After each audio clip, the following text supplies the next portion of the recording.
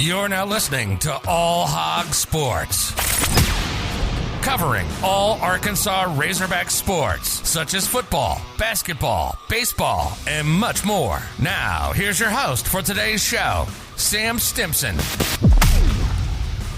This Wednesday, January 20th, Arkansas moves on to play the Auburn Tigers. Now, if you don't remember, earlier this year, the Auburn Tigers and Arkansas Razorbacks played at Auburn at the SEC opener, and Arkansas won that game 97-85. However, each program has responded a little bit differently since. Ever since Sharife Cooper, point guard for Auburn, got cleared by the NCAA, the Tigers look red hot, and Arkansas does not, losing 4 out of their last 5. However, I will preview both sides of the matchup in today's episode. But the game is at 8 p.m., the dreaded time, on SEC Network. Now, as always, I always talk about Arkansas. 10-4 right now, losing 4 out of the last 5 games. And the last time they played Auburn, they obviously won 97-85. However, both teams have played really differently since. Some fixes. I talked about these a lot on yesterday's show. I'd highly recommend listening to that, but I'm just going to touch on them real quick. Turnovers. I think this has to do with point guard play and then just like taking one dribble out of a move or something like that. Shot selection and scoring. This has been an issue since the Missouri game, really. When you're shooting low on the floor, that has to do with shot selection and putting up contested shots. Paint play, just getting out rebounded and cannot finish layups. Design plays aren't working out and leading to turnovers at times. And then a really weak perimeter defense. But, we had a really good one last year, so I'm not going to put it past this team to not be able to play good perimeter defense because Musselman coached them to that last year. But some things to keep doing well. Keep getting steals. I thought this team has done a pretty good job of forcing turnovers on the other end. Even if they haven't been able to convert them into scoring opportunities, they've done a pretty good job creating steals. And then free throw shooting. It hasn't won us any games because they haven't been close. However, it's been really good this season. We've been shooting like 80 above in a lot of games, so that's just a strong point. But the starting 5 versus Alabama, now as always, it can change a little bit depending on things and what coach goes with because we've been changing the rotation a ton. But the starting 5 was guard Moses Moody, who had 28 points in that last game against Alabama. I mean, he's an incredible athlete and an incredible scorer as well. Projected to be a top 10 pick. I say that all the time because that really shows how good he is. He's the points leader on this team at 17.6, and he's been a focal point of this team and offense recently. You always want to get your ball to your main scorer and try to get him to put up points, and Moses was able to do that against Alabama even though the rest of the team struggled. Guard Jalen Tate has been playing point guard recently, and I know a lot of people are concerned about the turnovers. However, his defense, I think, makes up for that. You obviously can't turn over the ball as much as we have been, but he plays really good defense, and he was able to do that last time when he matched up against Justin Powell, who was playing point guard for Auburn. He's also a pretty good field goal shooter as well. Guard Desi Sales is one of 5 players on this team, averaging double digits, and last game he was the scoring leader against Auburn. But ever since the Missouri game, which was after this, he's kind of going to a little slump. So looking for him to rebound in this game is huge, and he was able to perform well against Auburn's defense last time.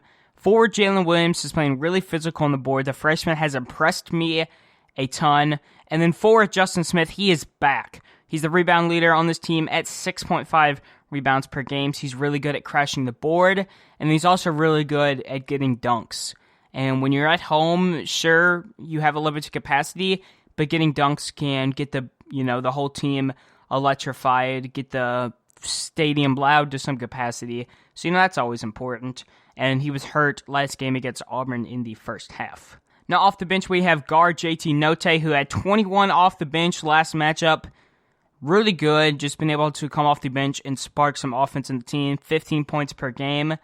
And again, this has to do with anyone running the point guard, just being able to limit turnovers so we can still have scoring opportunities is important. Guard Devo Davis has done a tremendous job playing defense all year, and his offense has been improving as of late. Now forward, Connor Vanover played against Auburn last matchup, but he's not been getting as much playing time as recently. For him to, play like he did against Auburn is important because he really played like a big that game and was able to block shots and get rebounds and then put points on the board. Forward Ethan Henderson is also beginning more playing time as of recent.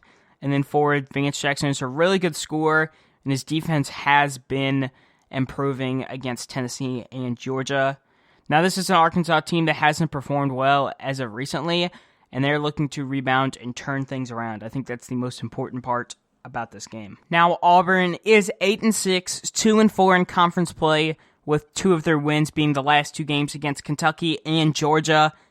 This was a team that a lot of people counted out. However, when Sharife Cooper was eligible to play, they played Bama and played them until the final minute, losing 94-90, and he's a true point guard and has been able to play that position really well.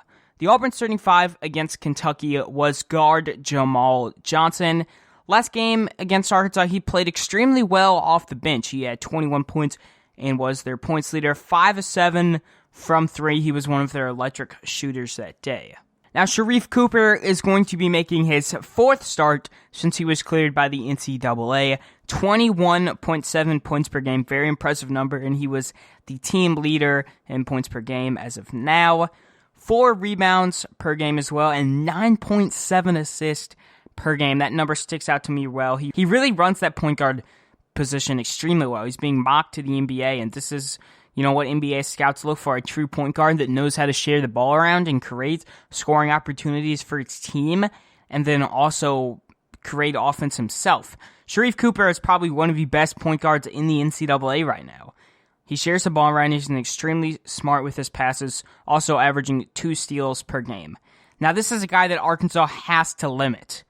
When you have a guy putting up the numbers like Cooper has the last 3 games in SEC play, if he gets going, it's going to be hard to match that scoring that Auburn has with Sharife Cooper playing well on the floor, which he does a ton.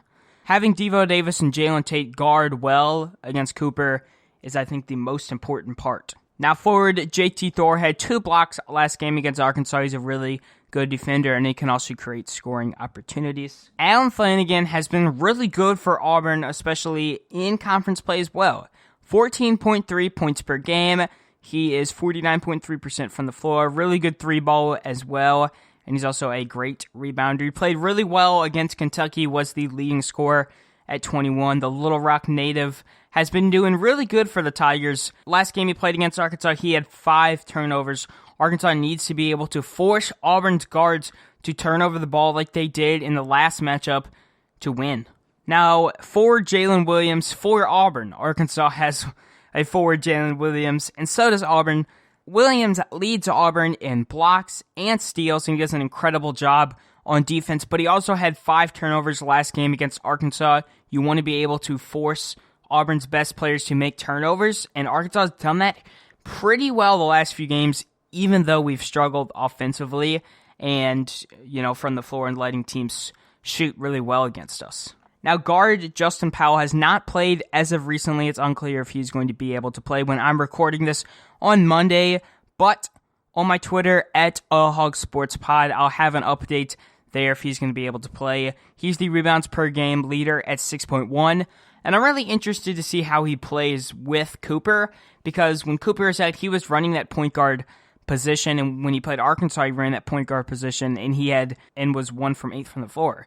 Jalen Tate did an incredible job guarding Powell in this matchup, but now Powell's going to be running shooting guard, and he's really good at scoring as well. If Powell plays, it's going to get tougher for Arkansas. Guard Devin Cambridge started last game, and he played pretty well, 15 points and 4 rebounds. Center Dylan Cardwell has been coming off the bench for the Tigers, 4 rebounds and 4 points in the last matchup. Basically what he's been averaging all season. 75% from the floor is a great jump shot. And forward Chris Moore is a guy to watch out for, the Arkansas native. Now, the most important part about this is looking at the film from last game and each team determining what they did right and what they did wrong and what to change. Obvious changes in both teams since, and you have to look at that film to be able to make adjustments. And I just cannot stress enough how much Cooper has an impact on this Auburn team and their offense. Now, last game, Auburn shot 51% from 3 and the floor. That was a really incredible number by them, and Arkansas has to play better perimeter defense in this matchup. You cannot be giving up that many 3-pointers when your offense hasn't been playing as well as it did in this game when we scored 97 on Auburn. It's time for Sam's prediction. Sam's prediction. Now, when I make these predictions, I usually am able to come to a consensus pretty easy. But I made this, notes for the show 24 hours later, and I just now made my prediction. I got Arkansas winning 81-78. I woke up on one side of the bed, and that's what I said. And it's really tough. I really had no clue until today, but I looked at some numbers, and I think Arkansas has to do these things. We have to have players who performed well last matchup to get out of their slumps, like Vanover, Sills. If we can have those players who made impacts last game against this Auburn team, even though things have changed for Auburn, we can win. We have to have Jalen Tate guarding Sharife Cooper really well, and I think Jalen Tate has proved himself to be a pretty good defender. You also can have Devo Davis on the court and have him guard Powell. The thing that's really unique about basketball is having prospective matchups for each player. We have to play good perimeter defense as well. I think that's the most important part out of all these points. But we can still win or lose. This is an extremely close matchup. But I am 13-1 on the season in my predictions, 5-1 in SEC play. I hope to move to 6-1, and I hope Arkansas gets this win. Now, Haslametrics.com, I would go check them out. They have analytical models and tons of stats, but their model runs Arkansas winning this game 81.71 to 74.85 from Auburn. This is a really deep analytical model, and that's why it's so accurate with the decimals and stuff. And ESPN's BPI gives Arkansas a 80% chance of winning.